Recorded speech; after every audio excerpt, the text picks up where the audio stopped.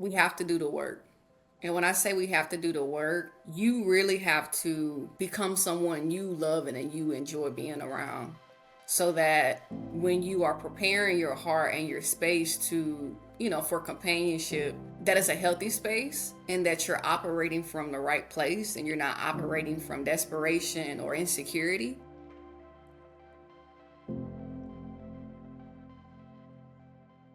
Hey everyone, welcome to the Trafficking Free America podcast. I'm your host, Oree Freeman. Last week, we had a really great discussion with Irony in a part one episode about friendships and navigating friendships and how to really establish healthy friendships. This week, we're going to be continuing our conversation with Irony, but we're going to be talking about a really popular topic nowadays, which is dating. And that's not because about for dating with someone else, but ultimately dating yourself and the importance of building healthy boundaries and really making sure that you're healthy first before you're trying to have a relationship outwardly, especially for survivors of human trafficking. There's sometimes this cycle of abuse or cycle of these unhealthy relationships. And so we wanted to get some wisdom. I wanted to get some wisdom from a friend who I've watched really work on herself and be disciplined and consistent. So, all right, let's go. How has it been navigating? You could be honest too. It's okay. How has it been navigating other relationships that I might have had in the past, or when you come into the dynamic in spaces with all of Oree's old friends, or how has it been? Because I know there are other women that we have them, and even just women in period, or young girls right now. Like you got your old homies, you got your old Right. homegirls, you got your old way of living, and the way you show up. Or for me, you check me too. I'll tell y'all this. She tells me all the time about profanity. Like she's been the biggest, like you would think it's my mama or somebody else, and she'd be like, when I first met her friend, why every word is a cuss word.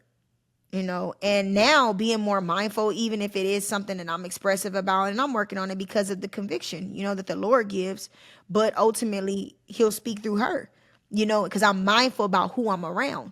So I can see myself sometimes when I'm around you, I'll be more mindful about my language than when I'm maybe around my family, you Mm-hmm. know, that I'll get a little bit more loose at the lips. And so it's important. But how has it been for you navigating um, being in an environment where you gotta share, not share me, but I do you have to like, dang. share.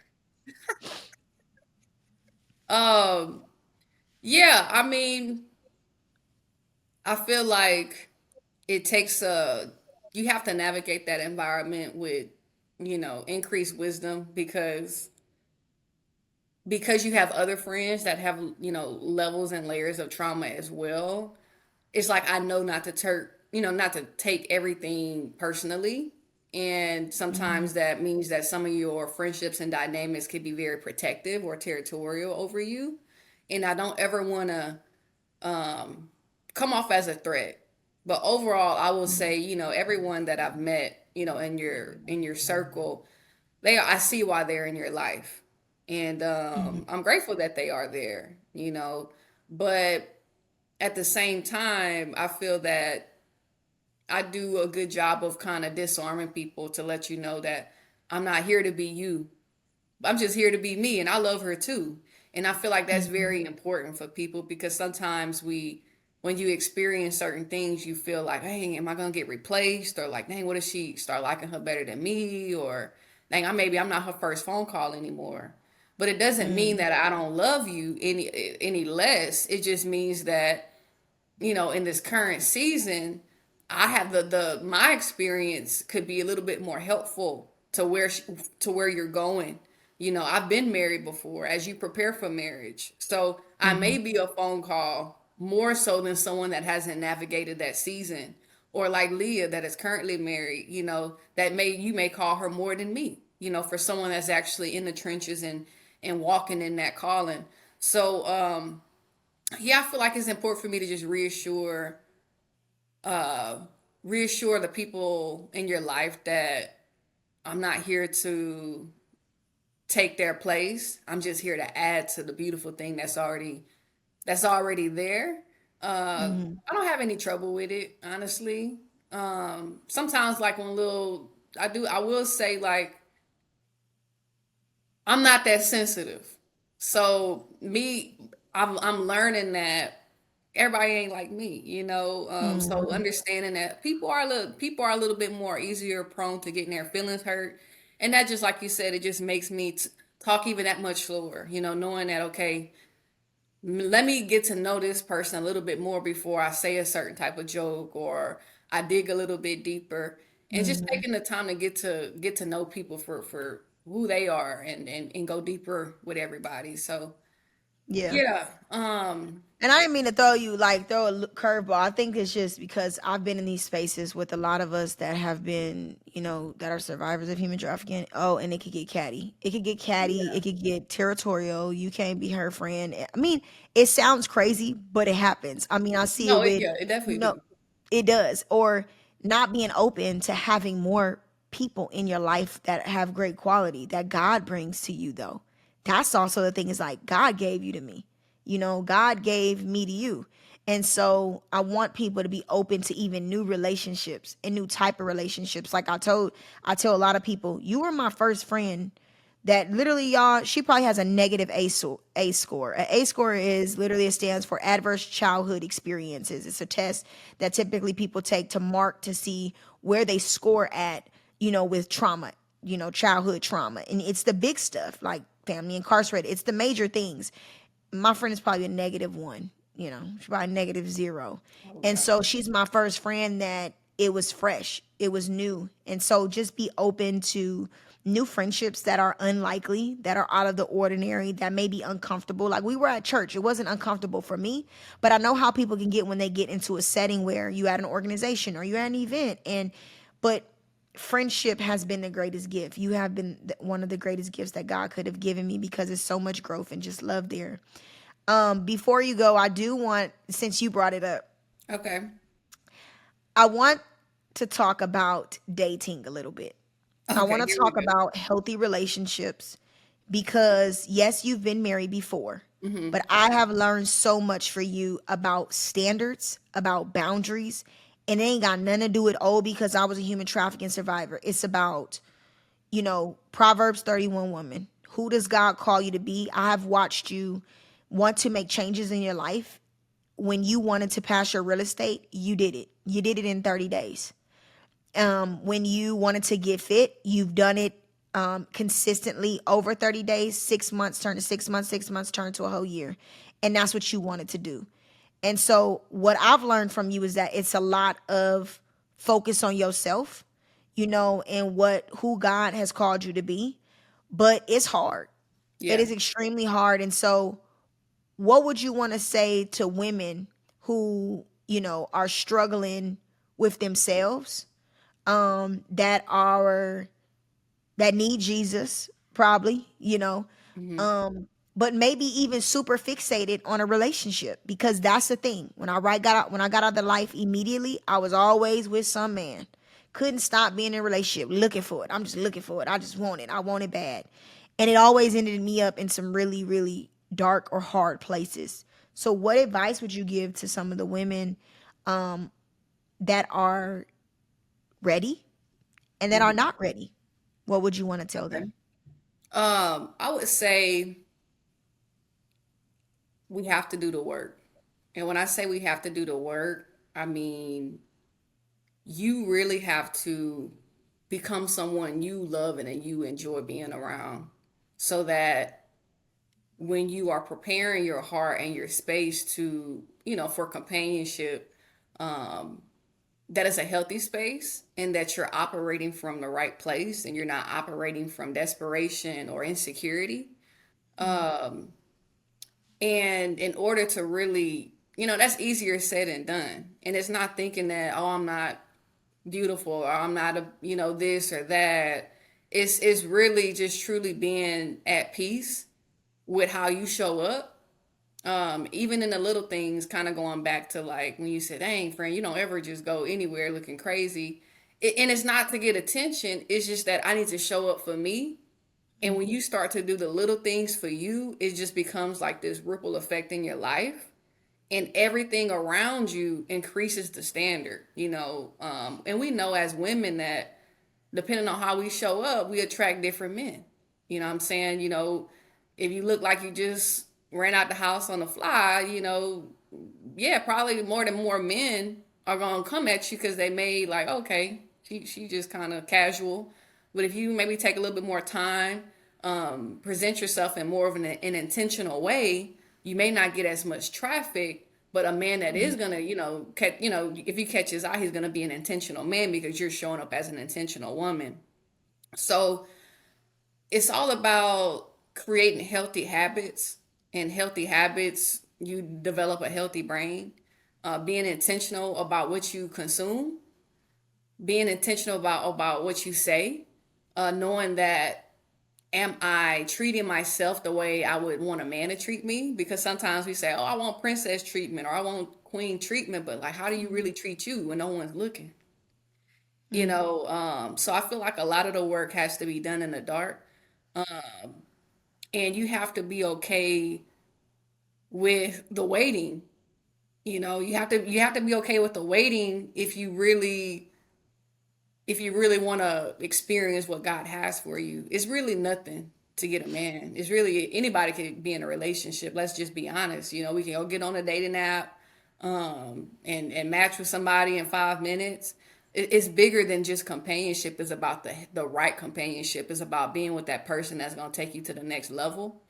And it sounds a little cliche, but it is true. As what you pursue, you run into people pursuing those same things. So I had the mindset of, okay, if I am working on becoming the best version of me, spiritually, mentally, physically, I want to bump into a man that's on that same path. I don't want to be somebody talking about I need a man that's fine, but I'm not willing to show up for me. You know, I can't want to, I talk about my future family and wanting to raise them a certain type of way with healthy habits. If I can't acquire those healthy habits and model those healthy habits, um, how can I really expect them to do that? And I do, stay away from profanity as much as I can. But you know why that was easier for me? Because that's how I was raised. My mom didn't curse raising me. And she told me before she was pregnant, she cursed like a sailor. But she said, when I became your mom, I just like, man, I don't really don't want my daughter picking up that habit.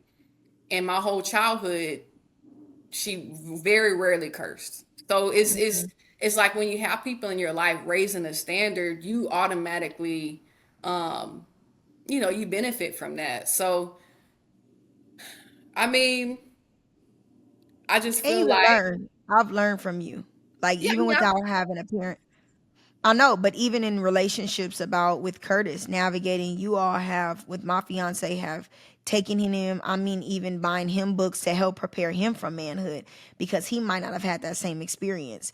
And so that's the importance of community too, because there's times when you be like, friend, you can't do that, or you have to learn how to communicate, you have to be able to express, or even just the standard of things that I probably didn't look at, like what's important for a woman to have a covering, hmm, and because you might have had some experience where you might not have fully had that at the time. And so it's been super refreshing for our relationship because it helps me out, even when we talk about vision, like what's the vision for your life? What's yeah, his I'm happy you vision? brought What's his that up. discipline? Because that's also essential when it comes to dating, whether you're in a relationship with somebody currently right now, or you're maybe waiting for that special someone to come in.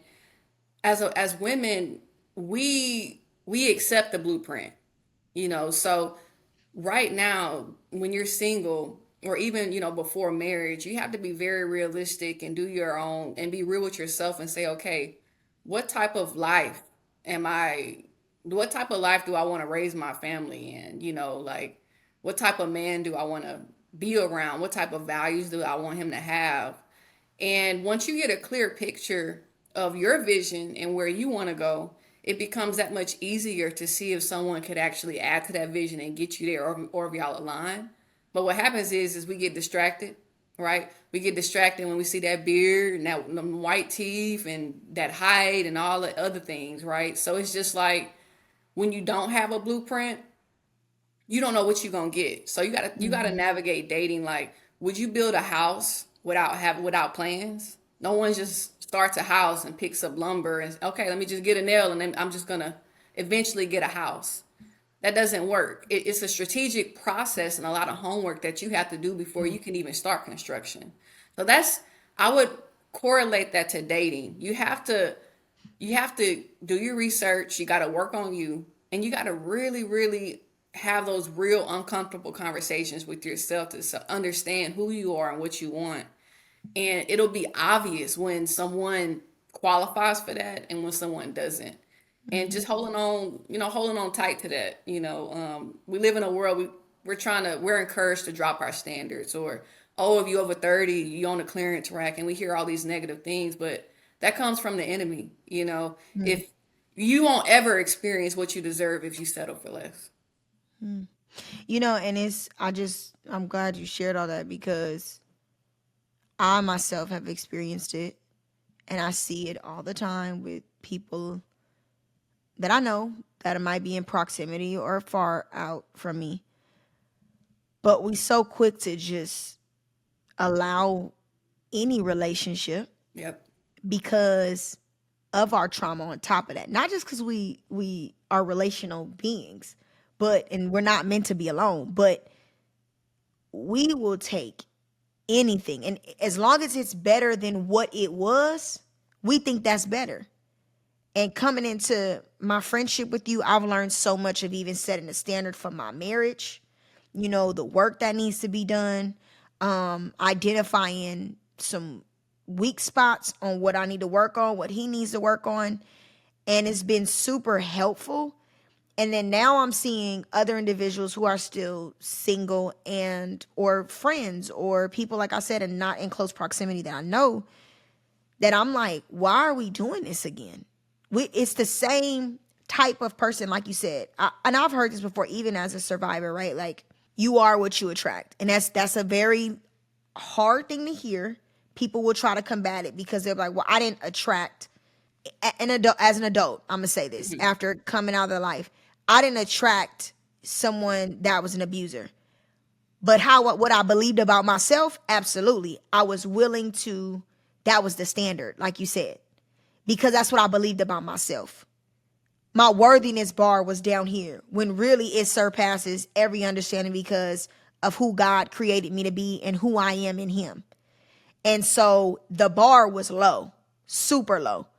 And I'm not even talking about just domestic violence. I'm talking about the disrespect, the language that's used, the narcissism, or the way that somebody talks to you, the way somebody puts you down, or holding you at a standstill to not becoming the better version of yourself that God has called you to be.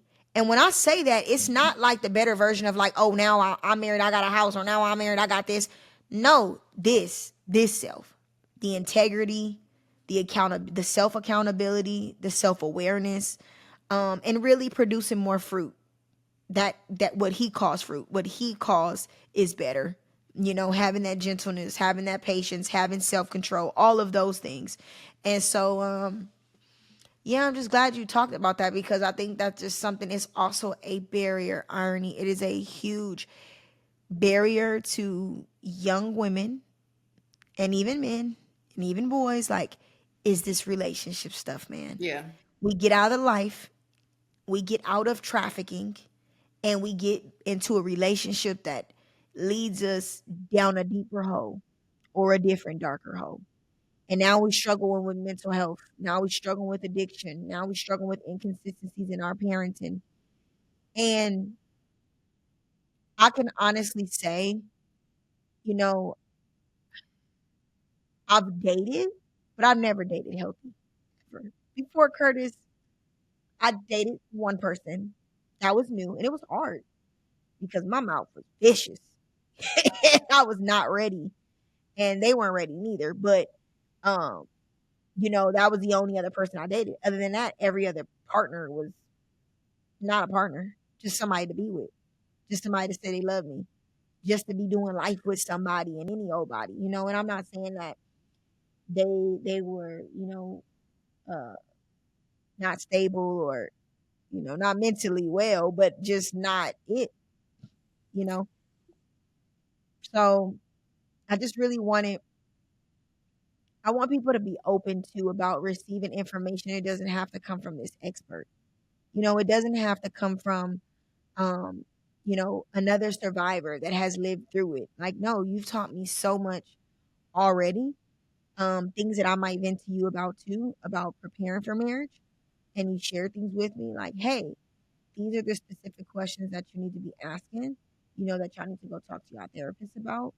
Um, but I wouldn't have known that because I've never been married before. Right. And yeah, I've had people in my life that has been married, but never at this level, this level of depth because of our relationship that we have, you And know. I'll say this too, I feel like sometimes, especially us as women, because we love our girls, we my man, my man, my man, and we 10 toes down. But we forget that in order to have a healthy relationship, love is not enough. And I Mm, feel that that's one of my largest lessons that I'll continue to share because we forget that we need respect, right? We need respect for our partners and we also need respect for ourselves because we often go into these dynamics with men thinking that we can love them through everything. And we have that missing piece of respect which erodes the love over time. So if you pursue, if you pursuing a man, y'all in a relationship, but you don't respect yourself, you haven't done the work on you, he starts to lose respect for you, mhm, which in turn makes him love you improperly. mm, So I just wanted to share that too, that love isn't enough. You do need respect on both sides. You need respect from your partner and you need to be able to respect yourself so that people will treat you the way that you need to be treated. Because if you're mhm, willing to settle for less, if you're willing to tolerate poor treatment, they'll gladly do it. And that comes from a lack of self love and self respect. So yeah, just to me, that's half the battle when you can come into a dynamic with a healthy amount of love and respect. So yeah. And the Lord calls us to honor, and He calls us to have valor. He calls us to be obedient, and ultimately, He's the head of it all, so it all points back to the word.